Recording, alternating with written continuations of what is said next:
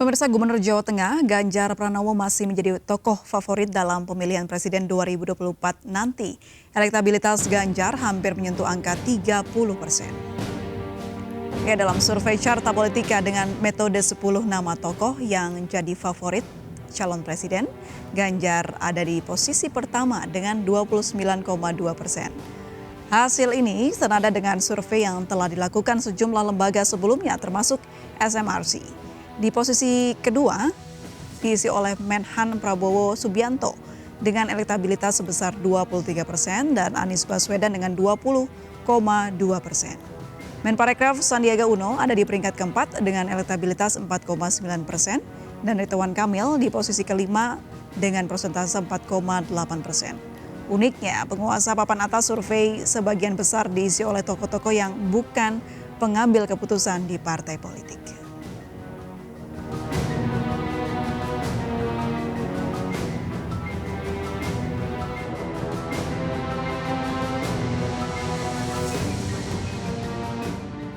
Kita lanjutkan dialog dengan Direktur Eksekutif Carta Politika Yunarto Wijaya dan telah bergabung juga bersama kami Kang Ujang Komarudin, Direktur Eksekutif Indonesia Political Review. Selamat sore Kang Ujang. Selamat sore Mbak April, Kang Toto. Selamat sore Kang. Selamat sore Kang Ujang. Baik Bapak-Bapak, saya ke Kang Ujang terlebih dahulu. Kang Ujang, apa nih responnya dari survei yang dikeluarkan oleh Carta Politika? Ya, saya tidak terlalu terkejut ya. Hal yang normal saja. Kenapa? Kita tahu saya banyak berinteraksi dengan masyarakat dan kebetulan juga saya mengamati terkait dengan persoalan pemerintahan, persoalan-persoalan kebangsaan gitu. Jadi tidak terlalu aneh dan tidak terlalu sulit untuk membaca hasil survei yang disampaikan oleh Kang Toto dan lembaga survei yang lain. Jadi memang ada tingkat kepuasan yang turun kepada pemerintah dan itu hal yang wajar ya. Kita tahu bahwa masyarakat sedang susah gitu dalam konteks secara ekonomi, lalu juga penderitaan rakyat itu menumpuk gitu. Apalagi ditambah tadi terakhir dari statement Kang Toto ya, bahwa isu 3 periode itu menjadi persoalan. Nah, saya melihatnya ini ada hal yang harus diperbaiki bagi pemerintah. Kalau nanti tidak diperbaiki ya tentu akan menjadi persoalan sendiri bagi Pak Jokowi. Kan Pak Jokowi ini kan ingin husnul khotimah lah kalau bahasa saya, ingin landing dengan baik. Oleh karena itu catatan dari Kang Toto ya, dari Carta Politika ini harus dipegang betul bagian daripada evaluasi dan koreksi atas pemerintahan yang selama ini dijalankan oleh Pak Jokowi dan Pak Ma'ruf Amin. Baik. Begitu Mbak April. Kita bisa pilah dulu soal bagaimana PR Jokowi ini. Semoga kita harapkan ke depannya berlangsung dengan baik begitu ya. Tapi ada yang lebih menarik lagi ini mengenai ke depannya, yaitu ada Pilpres 2024 yang ya tidak dipungkiri ini menjadi buah bibir juga di saat ini. Nah, apakah Kang Ujang juga sudah memprediksi kalau Ganjar ini akan memang berada di posisi teratas terus-menerus di berbagai survei yang ada? Sama ya, saya survei Kang Toto dengan saya sama. Walaupun memang saya jarang merilis survei, tapi saya punya survei yang saya pegang betul gitu. Kan sebarannya Ganjar itu kan ya kalau saya yang di survei saya ya, ada sekitar Jawa Tengah, dan Jawa Timur, itu lebih banyak di situ. Jadi ketika saya survei itu sekitar 4 bulan yang lalu ya, saya melihat suara Ganjar itu ada di sana. Jadi ketika tabulasi survei saya itu secara nasional gitu ya, di Jawa Timur dan Jawa Tengah belum masuk, itu Ganjar masih di bawah. Tetapi begitu Jawa Tengah masuk, itu suara itu, lalu tambah Jawa Timur dan daerah lain itu suara Ganjar cukup tinggi. Dan hasilnya memang masih 3 besar, yaitu sekitar Ganjar, Prabowo, dan Anies. Jadi alasan kenapa Ganjar selalu berada di peringkat ke atas karena ada basis ya, Kang Ujang? Ya, saya melihat seperti itu. Tidak tahu kalau temuannya Kang Toto seperti apa. Saya membacanya hasil survei saya melihat seperti itu. Jadi, berarti kan kelihatan. Jadi basis-basis suara yang dimiliki oleh para cawapres itu di mana begitu. Nah, saya melihat ya hal yang wajar saja ya ketika hari ini masih didominasi oleh 3 nama besar itu. Karena memang tidak ada langkah-langkah dari capres-cawapres lain juga untuk bisa mengejar ketertinggalan itu. Saya kembali ke Mas Yunarto. Mas Yunarto, ini Ganjar masih berada di posisi teratas. Sebenarnya apa faktor yang membuat Ganjar masih berada di posisi teratas? Ya, pertama sebetulnya kalau kita baca secara statistik dan melihat beberapa tren data ya, termasuk yang hari ini lembaga indikator juga rilis, tidak jauh berbeda dengan yang Carta Politika rilis. Pertama, ruang gerak dari Ganjar Pranowo ini masih lebih besar dibanding katakanlah dua pesaing terdekatnya, Pak Prabowo Subianto dengan Anies Baswedan. Kenapa? Karena tingkat pengenalan dari Ganjar Pranowo ini malah paling kecil dibandingkan dengan Pak Prabowo yang sudah di angka di atas 95% karena sudah 2 kali atau 3 kali maju di ajang Pilpres. Anies Baswedan karena sorotan di Gubernur DKI Jakarta sudah hampir mencapai angka 90% tingkat pengenalan. Ganjar Pranowo ini dengan keterbatasan sebagai gubernur Jawa Tengah dan belum mendapatkan tiket, dia baru di angka 70-an%. Sehingga secara otomatis ketika pengenalannya naik karena masih ruang geraknya besar, elektabilitasnya juga ikut naik. Itu yang pertama secara kuantitatif. Yang kedua secara kualitatif saya pikir karena positioning yang jelas. Ganjar ini sering diasosiasikan sebagai penerus Jokowi. Sementara Pak Prabowo kan seperti mengalami krisis identitas. Apakah dia kemudian masih bisa memelihara captive marketnya, 2 kali pemilu sebagai antitesa Jokowi, atau kemudian mulai mengambil basis masa pemilih Jokowi ketika dia sudah dianggap menjadi bagian pemerintahan Jokowi. Anies Baswedan sebenarnya punya positioning jelas ketika dia dianggap sebagai antitesa dari pemerintahan Jokowi atau sosok Jokowi, tapi kemudian kita tahu masih harus bertarung di sebagian pemilih dari Pak Prabowo itu yang masih memilih Prabowo. Jadi memang catatannya adalah Ganjar Pranowo diuntungkan oleh basis masa yang memang lebih jelas baik secara demografi terutama dari sisi pemilih suku Jawa dan daerah Jawa. Yang kedua dilihat dari sisi positioning politik karena di situ bisa dikatakan perebutannya walaupun lebih banyak ada Erlangga, ada Erick Thohir, ada beberapa nama lain, tapi nama-nama itu masih sangat kecil elektabilitasnya sehingga kemudian tidak menggerus nama Ganjar Prabowo yang diasosiasikan akan menjadi penerus Jokowi.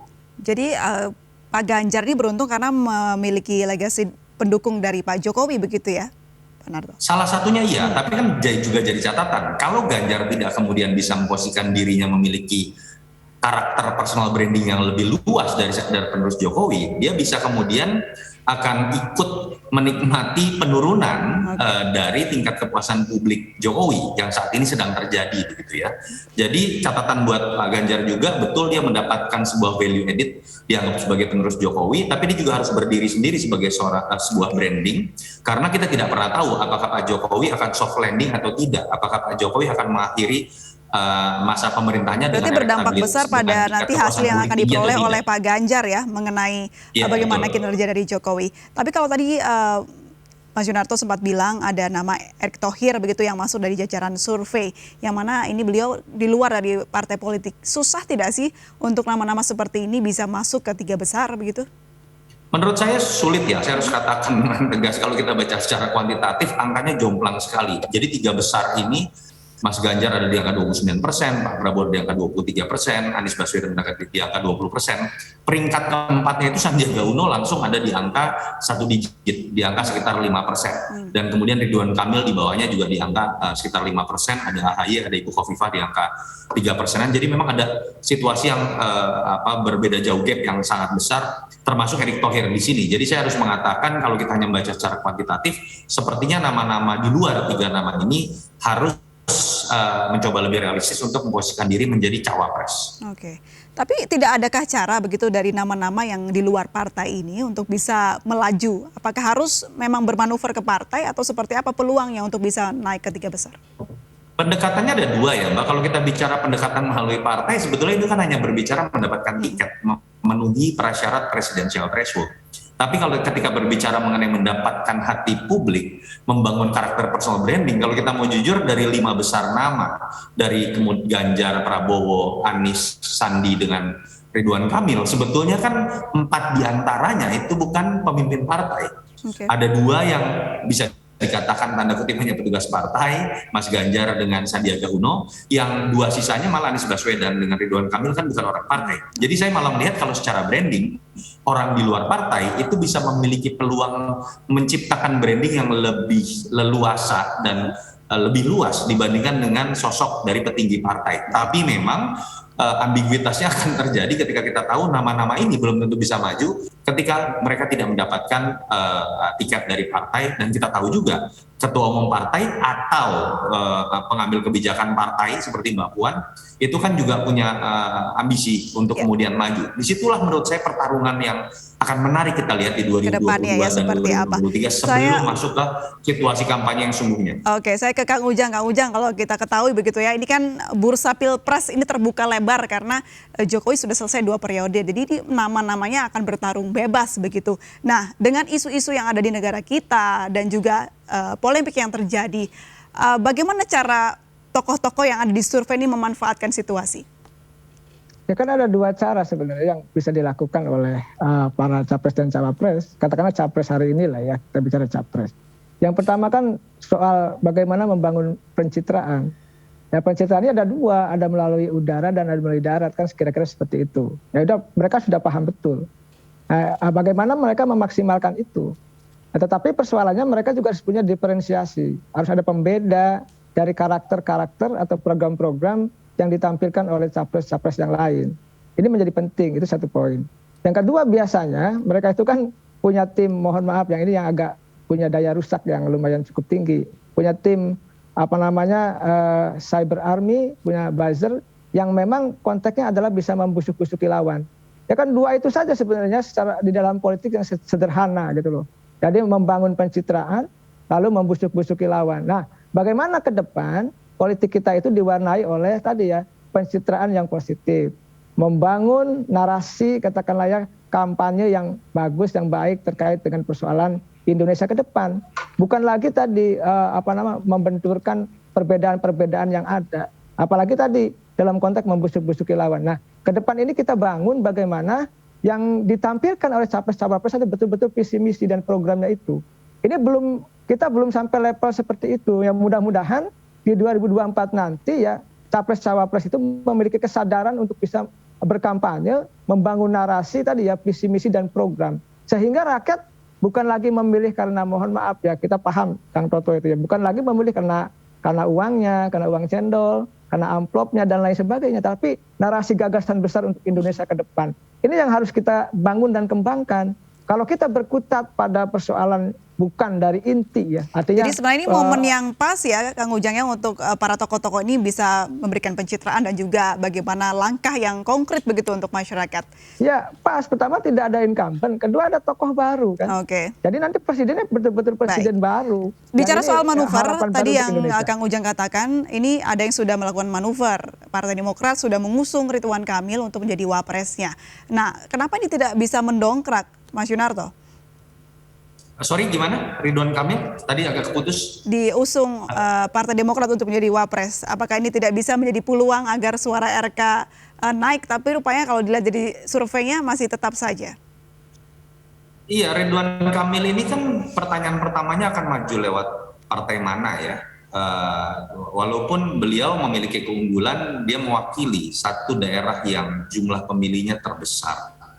Berasal dari suku yang jumlah terbesar kedua di Indonesia. Tapi untuk menjadi seorang cawapres kan tidak hanya berbasiskan modal itu. Yang pertama dia harus memiliki tiket partai. Yang kedua dia juga bisa diterima oleh daerah-daerah lain, suku-suku lain.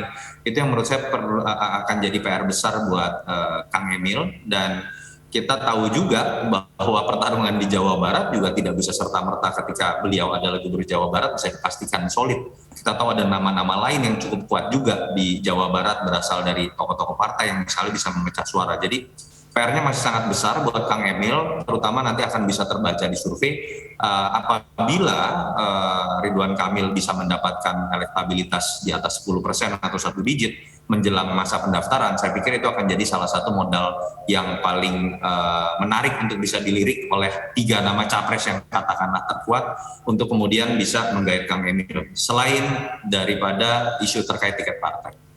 Baik, ada respon Kang Ujang? Ya, saya sepakat ya. Saya kan orang Jawa Barat, paham betul. Sebenarnya pertarungan paling penting kontestasi Pilpres maupun Pileg itu Jawa Barat. Tetapi tadi tidak serta-merta tokoh Jawa Barat lalu didukung oleh masyarakat Jawa Barat, tidak. Lihatlah bagaimana Jawa Barat itu pemenang pemilunya selalu berubah-ubah. Jadi dulu 2004 ya kan Golkar, 2009 Demokrat selalu berubah. Oleh karena itu tadi ada voting behavior ya, perilaku pemilih Jawa Barat itu unik, menarik gitu. Ya kalau kita melihat misalkan dari demografi ya masyarakatnya, lalu kalau lihat daerah pegunungan kan biasa dulu itu kan saya di Subang nih. Subang itu dulu banyak kebun-kebun dan banyak mandor kan. Biasanya kan orang itu diperintah oleh mandor. Nggak tahu sekarang masalah Jawa Barat apakah sistem mandor itu bisa cocok dalam konteks pemilih Jawa Barat yang suka berubah-ubah itu. Saya rasa pertarungan penting Jawa Barat, dan tadi saya sepakat dengan Kak Toto, tidak serta-merta bahwa seorang tokoh yang maju dari Jawa Barat lalu didukung oleh semua masyarakat Jawa Barat. Tidak. Tentu ada catatan-catatan penting yang perlu kita tunggu saja ya seperti apa gebrakannya ini dari para tokoh-tokoh yang saat ini sedang bertarung untuk mendapatkan hati dari masyarakat Indonesia untuk Pilpres 2024. Terima kasih Mas Yunarto Wijaya, Direktur Eksekutif Carta Politika, dan juga Kang Ujang sudah bergabung bersama kami di MNC News. Salam sehat selalu, selamat sore Bapak-Bapak. Amin, siap. Pemirsa, kita akan kembali usai jeda berikut ini, tetaplah bersama kami di MNC News.